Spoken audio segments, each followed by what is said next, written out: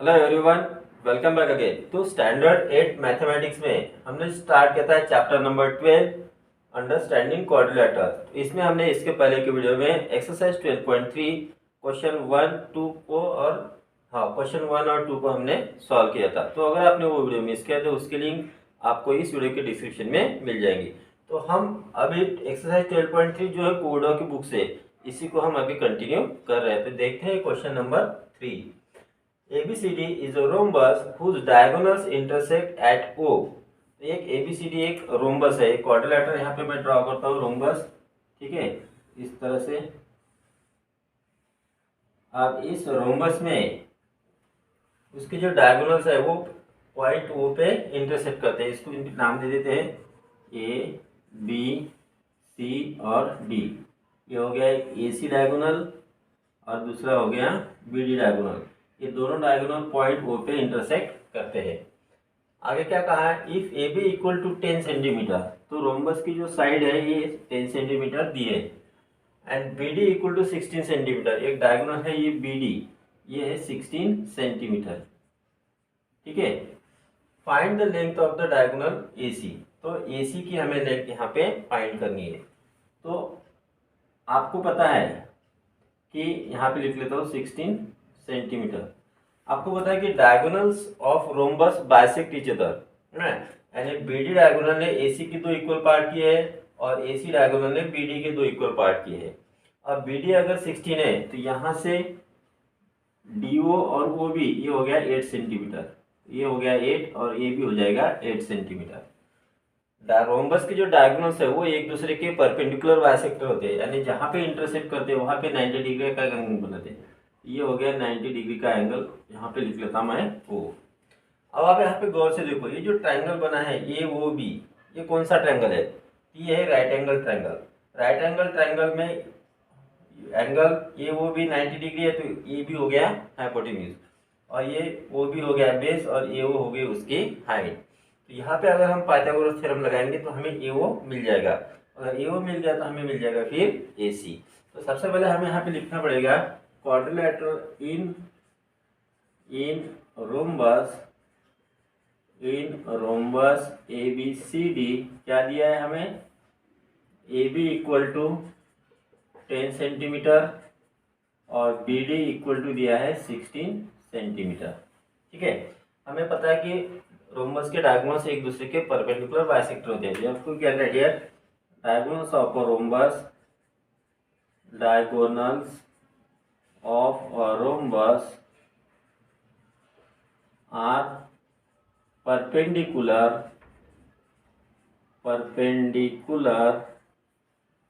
bisector of each other, perpendicular bisector of each other, ठीक है। इसलिए हम क्या लिख सकते हैं, देयरफॉर हम यहाँ पे लिखेंगे ये जो है ओ बी, वो बी डी के हाफ रहेगी। Therefore we can write here O B is equal to half of B D.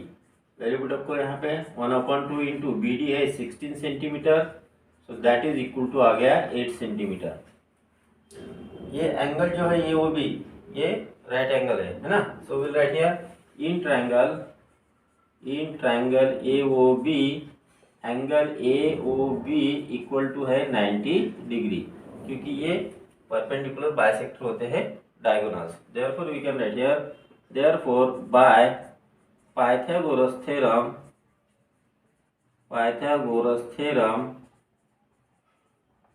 क्या हो जाएगा, square of hypotenuse is equal to the sum of the square of other two sides. So we'll write here hypotenuse है A B, so we'll write here A B square equal to O B square plus A O square, ठीक है।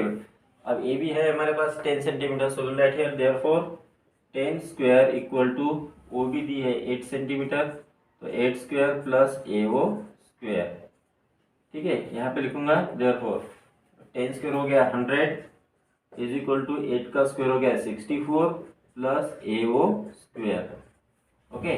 अब 64 को हम LHS में transpose करेंगे तो हमें ए ओ स्क्वायर की वैल्यू मिलेगी। Therefore we will write here A O square equal to 100 minus 64 that is equal to हो गया 36।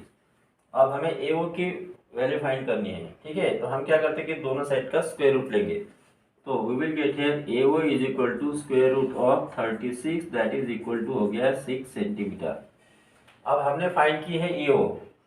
अब ये जो AC है that is the twice of AO, है ना। Therefore we can write here therefore AC is equal to 2 into AO is equal to 2 into 6, that is equal to 12 centimetre.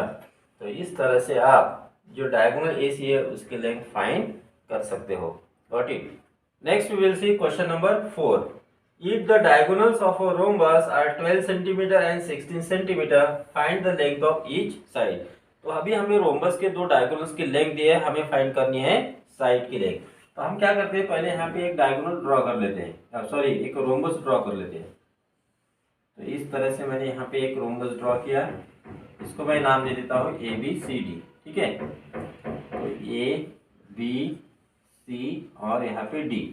तो ये हो गया AC एक डायगोनल, इसकी लेंथ में दिखा देता हूँ यहाँ पे 16 सेंटीमीटर, और दूसरा है ये BD डायगोनल, इसकी लेंथ दिखा देते हैं हम यहाँ पे 12 सेंटीमीटर।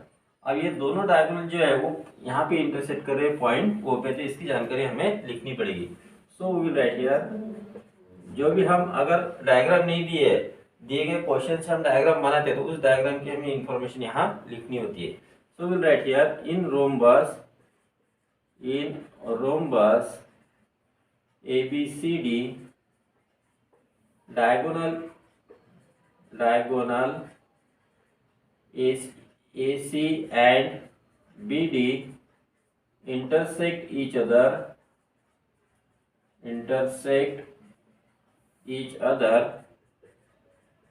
at point O। ठीक है, तो वो पॉइंट में दोनों ने इंटरसेक्ट किया है।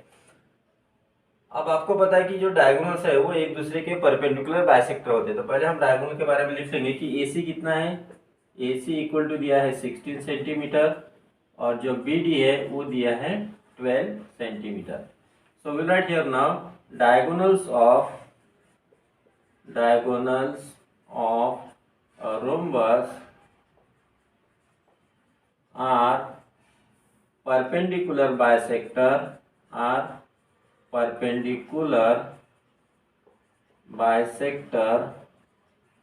of each other।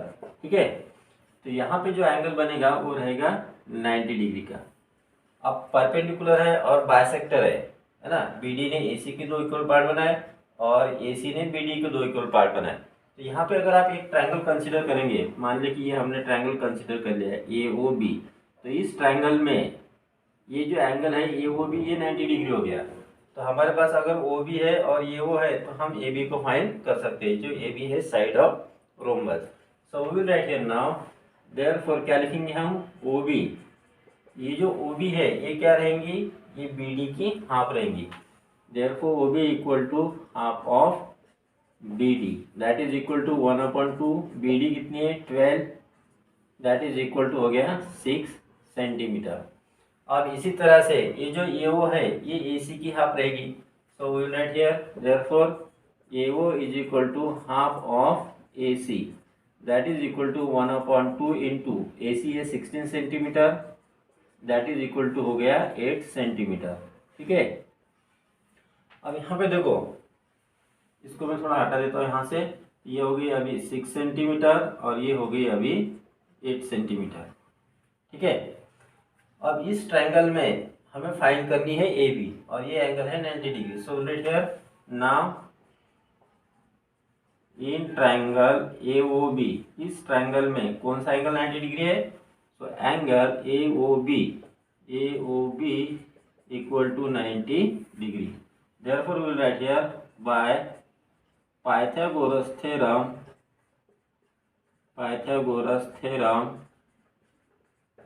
क्या मिलेगा हमें, पाइथागोरस थ्योरम क्या है, hypotenuse square equal to base square plus height square. So write here hypotenuse क्या है यहाँ पे AB, so write here AB square equal to ये हो गया base OB square plus OA square.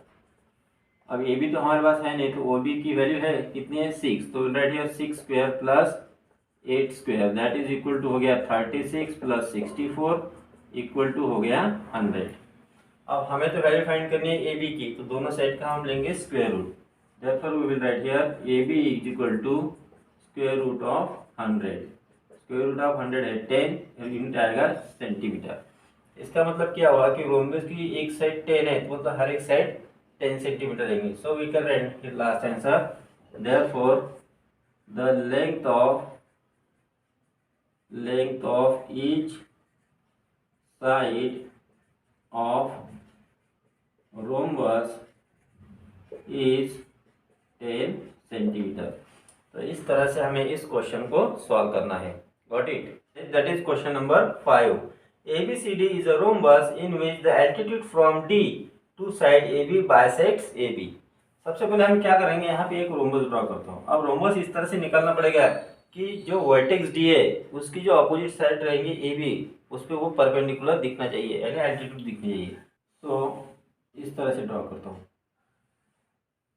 अब ये हो गया परपेंडिकुलर बाइसेक्टर, ठीक है। फिर ये होगी दूसरी साइड, ये हो गई इस तरह से, और ये हो गई फोर्थ साइड। थोड़ा इस तरह से दिखा देते हैं, ठीक है। ये नहीं बना,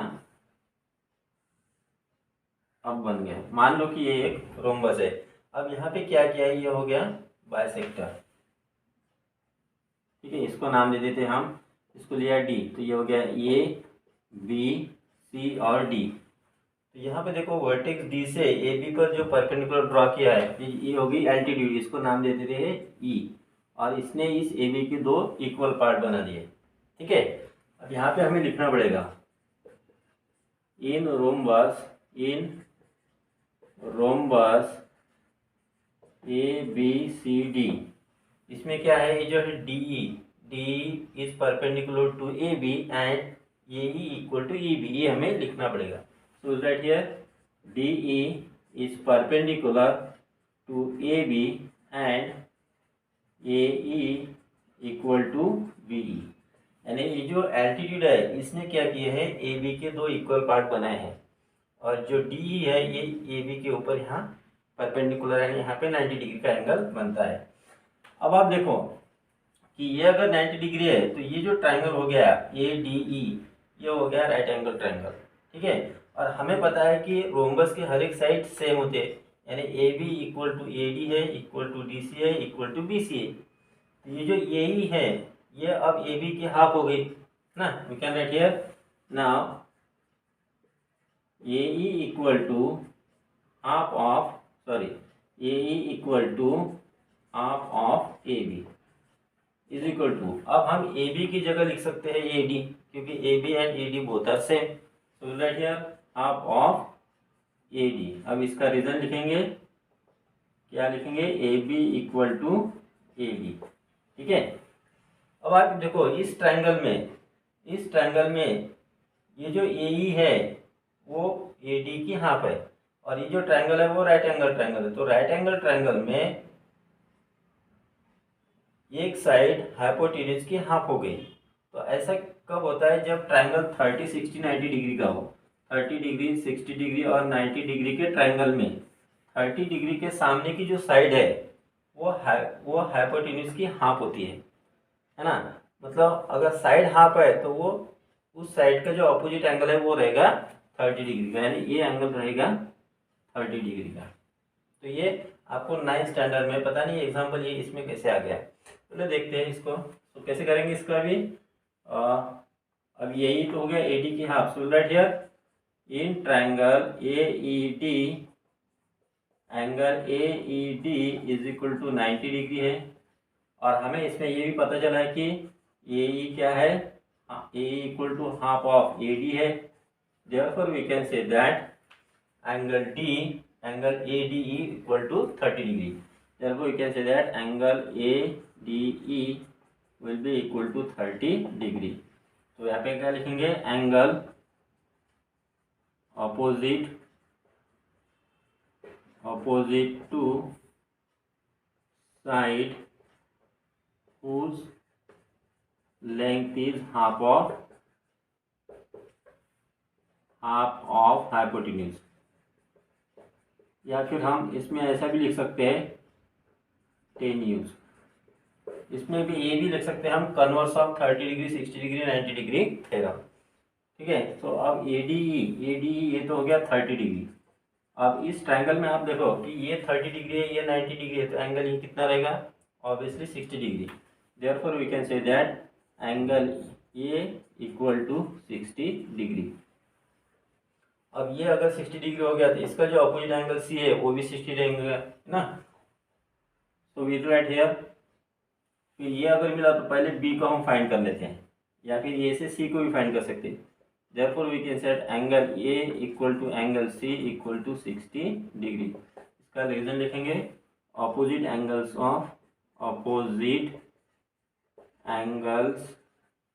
ऑफ रोम्बस। तो हमें यहाँ पे दो एंगल मिल गए, तो तीसरा एंगल कैसा फाइंड करेंगे? एंगल ए और एंगल बी, ये दो एंगल जो एडजेसेंट एंगल है, और एडजेसेंट एंगल्स होते हैं supplementary. So write here therefore angle A plus angle B equal to 180 degree. यहाँ पर लिखेंगे adjacent angles of rhombus. So अब ए की वैल्यू 60 है, देयरफॉर विल राइट हियर, यहाँ पे लिखता हूँ मैं साइड में, therefore 60 degree plus angle B equal to 180 degree. Therefore angle B equal to 180 degree minus 60 degree, that is equal to हो गया 120 डिग्री। अब बी अगर 120 डिग्री है, ये जो पूरा एंगल डी है वो भी 120 डिग्री रहेगा।